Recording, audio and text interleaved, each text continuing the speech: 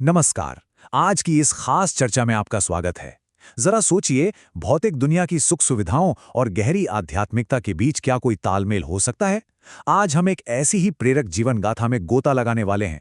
ये कहानी सिर्फ एक साधारण जीवनी नहीं है, बल्कि एक ऐसा अद्भुत सफर है जो उत्तर प्रदेश के एक छोटे से गांव से शुरू होकर सीधे दुनिया की सबसे बड़ी टेक कंपनियों के बोर्डरूम्स तक पहुंचता है। जी हाँ, हम बात कर रहे हैं नीम करोली बाबा की, एक ऐसे संत जिनका पूरा जीवन ही अपने आप में किसी चमत्कार से कम नहीं है। अब जरा इस बहुत ही दिलचस्प कॉन्ट्रास्ट पर गौर कीजिए। एक तरफ हमारे पास एक ऐसे संत का जीवन है जिन्होंने दुनिया की हर भौतिक सुख सुविधा को पीछे छोड़ दिया, जो बस एक साधारण सा कंबल ओढ़ते थे और एकदम सादगी भरा जीवन जीते थे। और दूसरी तरफ वो लोग हैं जो आज के दौर में सफलता और इनोवेशन के बिल्कुल टॉप पर बैठे हैं, जैसे स्टीव जॉब्स और मार्क जुकरबर्ग।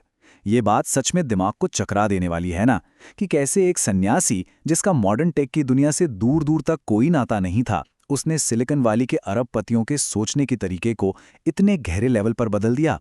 आखिर उनके पास ऐसा कौन सा ज्ञान था जिसने पूरी दुनिया को अपनी ओर खींच लिया? चलिए पता लगाते हैं।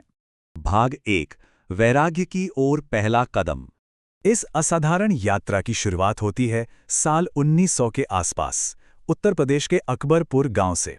वहां एक संपन्न ब्राह्मण परिवार में उनका जन्म हुआ और बचपन में उनका नाम रखा गया लक्ष्मण नारायण शर्मा। उस समय के रिवाजों के हिसाब से सिर्फ 11 साल की छोटी सी उम्र में ही उनकी शादी कर दी गई। सब कुछ बिल्कुल सेट था, एक सुखी और साधन संपन्न परिवार। लेकिन उनके अंदर कुछ और ही हलचल मची हुई थी। ये वो दौर था जिसे हम आंतरिक पुकार या आध्यात्मिक जागृति कह सकते हैं। युवा लक्ष्मण का मन दुनियादारी में बिल्कुल नहीं लगता था। उनके भीतर तो बस सत्य को जानने की एक गहरी, बेचैन करने वाली ललक थी। और यही ललक उन्हें उस सबसे बड़े फैसले तक ले गई, वैराग्य। वैराग्य का मतलब सिर्फ घर छोड़ना नहीं होता। उन्होंने अपने परिवार, सुख सुविधाओं को पीछे छोड़ा और एक साधु के रूप में पूरे भारत में निकल पड़े। ये वो अवस्था थी जहां एक इंसान मोह माया और अपने अहंकार से पूरी तरह आज़ाद हो जाता है। यहाँ एक बात समझना बहुत जरूरी है। भौतिक दुनिया से उनका दूर जाना असल में जिम्मेदारियों से भागना नहीं था, बल्कि यह तो एक बहुत ही सचेत और साहसिक कदम था, एक उच्च आध्यात्मिक पुकार को अपनाने के लिए। उन्होंने जो कुछ भी त्यागा, वो इसलिए नहीं कि ये दुनिया बुरी थी, बल्कि इसलिए ताकि वो निस्वार्थ सेवा और मानव कल्याण के उस ऊंचे स्तर तक पहुंच सकें जहां पूरी दुनिया ही अपना परिवार लगने लगती है। और सच कहूं तो इसी मजबूत नींव ने उनके उस महान स्वरूप को आकार दिया जिसे दुनिया पूजने वाली थी। भाग 2, वो मशहूर ट्रेन की घटना। और अब आते हैं उस दिलचस्प प्रसंग पर जिसने रातों रात एक अनजान साधु को एक किंवदंती बना दिया।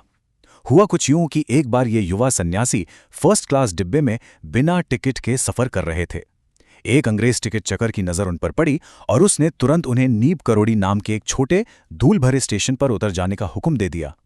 बाबा ने कोई विरोध नहीं किया। वो शांति से ट्रेन से नीचे उतरे, प्लेटफॉर्म पर एक पेड़ के नीचे अपना चिमटा गाड़ा और ध्यान में बैठ गए। अब आता है कहानी में ट्विस्ट। गार्ड ने हरी झंडी दिखाई, ड्राइवर ने इंजन चालू करने की पूरी कोशिश की, लेकिन ट्रेन अपनी जगह से 1 इंच भी नहीं हिली। इंजन बिल्कुल ठप पड़ गया। इंजीनियरों ने सब कुछ चेक कर लिया, कोई तकनीकी खराबी नहीं थी, फिर भी ट्रेन जैसे किसी अदृश्य शक्ति ने जकड़ ली थी। सारे रेलवे ऑफिसर्स घबरा गए। तब वहां के स्थानीय लोगों ने उन्हें बताया कि भाई, तुमने एक बहुत ही सिद्ध संत का अपमान किया है। आखिरकार अफसरों को अपनी गलती का एहसास हुआ। उन्होंने हाथ जोड़कर माफी मांगी और बाबा से वापस ट्रेन में बैठने की गुजारिश की। बाबा इस शर्त पर माने कि रेलवे वहां साधुओं के लिए सम्मानजनक व्यवस्था करेगा और एक नया स्टेशन बनाएगा। जैसे ही उन्होंने ट्रेन के अंदर अपना पहला कदम रखा, इंजन तुरंत धाड़ता हुआ स्टार्ट हो गया। ट्रेन वाली वो मशहूर घटना, सच मानिए ये सिर्फ एक कहानी नहीं है, बल्कि एक ऐतिहासिक मील का पत्थर है। ये वाकया इतनी आग की तरह पूरे देश में फैला कि उसी छोटे से स्टेशन नीम करौरी के नाम पर लोगों ने उन्हें हमेशा के लिए नीम करोली बाबा, ये महाराज जी का नाम दे दिया। ये घटना इस बात का एक बहुत ही पावरफुल सिंबल बन गई कि सच्ची आध्यात्मिक ऊर्जा के आगे दुनिया की बड़ी से बड़ी मशीनरी को भी झुकना ही पड़ता है। भाग 3, कैंची धाम की पवित्र स्थापना। एक घुमक्कड़ संत से लेकर एक ऐसे आध्यात्मिक केंद्र को बनाने तक का सफर जिसने पूरी दुनिया को रास्ता दिखाया, वो सच में कमाल का है। 1960 के दशक की शुरुआत थी। बाबा उत्तराखंड में नैनीताल के पास घाटियों में घूम रहे थे। ये बहुत ही शांत और घने जंगलों वाला इलाका था, जहां 2 पहाड़ियां कैंची के आकार की थीं। इसीलिए इसका नाम पड़ा कैंची, बाबा ने सुनसान जगह की गहरी आध्यात्मिक ऊर्जा को तुरंत महसूस कर लिया। शुरुआत में वहां कोई बड़ी शानदार इमारत नहीं थी। बाबा और उनके कुछ भक्तों ने मिलकर खुद उस जंगल की साफ सफाई की। उनका मकसद ईंट और पत्थर की कोई बिल्डिंग बनाना नहीं था, बल्कि एक ऐसी जगह बनाना था जहां आकर किसी को भी सच्चा सुकून मिल सके। धीरे धीरे वहां हनुमान जी का एक बेहद खूबसूरत मंदिर स्थापित किया गया। एक सुनसान जंगल से शुरू होकर महाराज जी के प्रेम और सेवा भाव ने इस जगह को कैंची धाम नाम का एक ऐसे पावर हाउस में बदल दिया जो आज दुनिया भर से सच की तलाश करने वालों को किसी चुंबक की तरह अपनी ओर खींचता है। भाग 4 5 शिक्षाएं और पश्चिमी प्रभाव।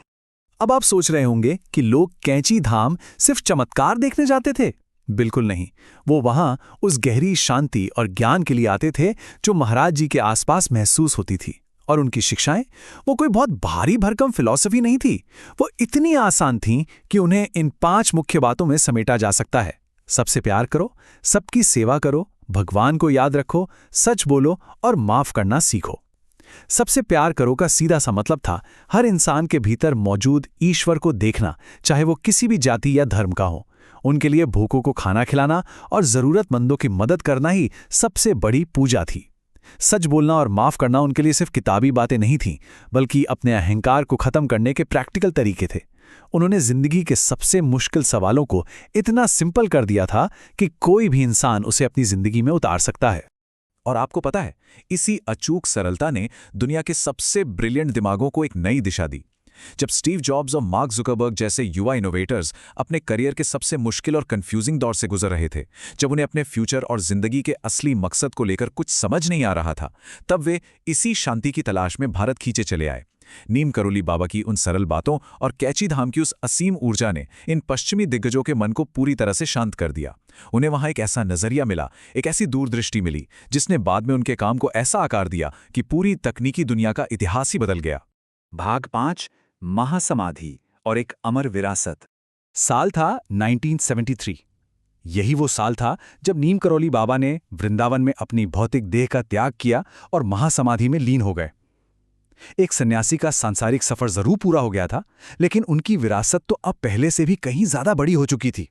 एक बहुत ही हैरान करने वाला फैक्ट बताऊं, स्टीव जॉब्स जब भारत आए थे तब तक महाराज जी अपना शरीर छोड़ चुके थे।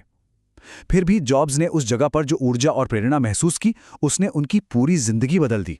ये बात साबित करती है कि एक सच्चे संत का असर समय और शरीर की सीमाओं से बहुत परे होता है। उनकी मौजूदगी का एहसास आज भी उतना ही जीवंत है। तो आज की इस चर्चा के अंत में हमारे सामने एक बहुत ही गहरा सवाल रह जाता है। आज की इस तेज तर्रार और उलझी हुई मॉडर्न दुनिया में एक सादे से संत की बातें कैसे इतने बड़े बड़े इनोवेटर्स का रास्ता तय कर रही हैं?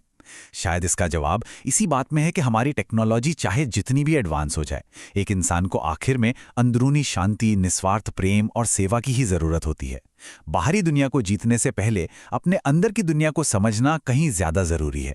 ये प्रेरक कहानी हमें सच में ये सोचने पे मजबूर कर देती है कि जीवन की सबसे बड़ी सफलता असल में सरलता में ही छुपी है।